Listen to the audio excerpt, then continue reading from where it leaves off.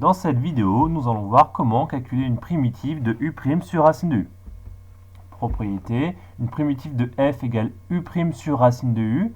Donc u c'est une fonction, u' c'est la dérivée qui lui correspond. Donc une primitive de u' sur racine de u est grand F égale 2 racine de u.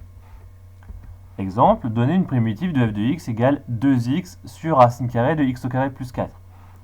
Donc on pose u de x, ce qu'il y a sous la racine carrée, donc x au carré plus 4, on dérive, du coup on trouve u' de x égale, donc on dérive x au carré plus 4, u' égale 2x.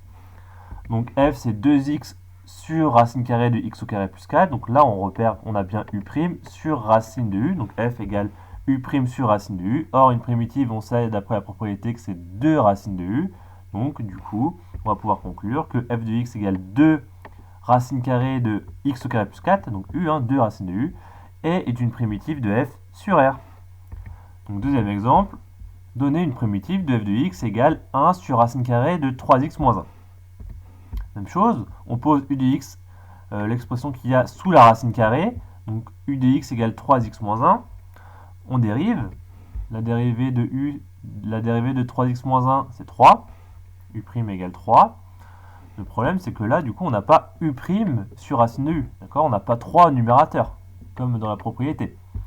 Donc du coup, on va utiliser une méthode pour s'en sortir. On écrit f sous la forme un nombre fois u' sur racine de u. Donc qu'est-ce qu'on fait ? En fait, on met quand même u' en haut, mais on va du coup rajouter une constante pour que ça reste quand même égal à f. Et du coup, on peut faire ça, puisque ensuite, on va trouver une primitive facilement, puisque une primitive va donner alpha fois, et donc u' sur racine de u, une primitive, donc ça donne 2 racines de u. Donc on va utiliser cette méthode, donc on reprend la formule de f, donc je mets u' en haut, donc u' c'est 3, donc le problème c'est que c'est pas égal à f, il faut que je rajoute un nombre ici devant. Donc quel nombre je vais rajouter? Je vais multiplier par quoi cette expression pour que ça soit égal à f ici? Je vais multiplier par 1 tiers, puisque 1 tiers fois 3, ça fait 1, d'accord? Ça va faire le 1 qui est au numérateur. Donc du coup, on a bien cette expression ici qui est égale à l'expression en haut. Donc on a bien f de x ici.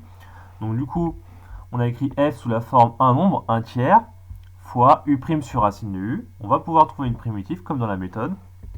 Donc une primitive de f est 1 tiers fois 2 racines de u. Et donc du coup, on remplace u par la valeur, donc 3x moins 1. U c'est 3x moins 1 par la fonction 3x moins 1. Donc f de x égale 1 tiers fois 2 fois racine de 3x moins 1 est une primitive de f. Et on peut simplifier un petit peu, 1 tiers fois 2 on peut multiplier, ce qui donne quand f de x égale 2 tiers racine carrée de 3x moins 1, qui est une primitive de petit f.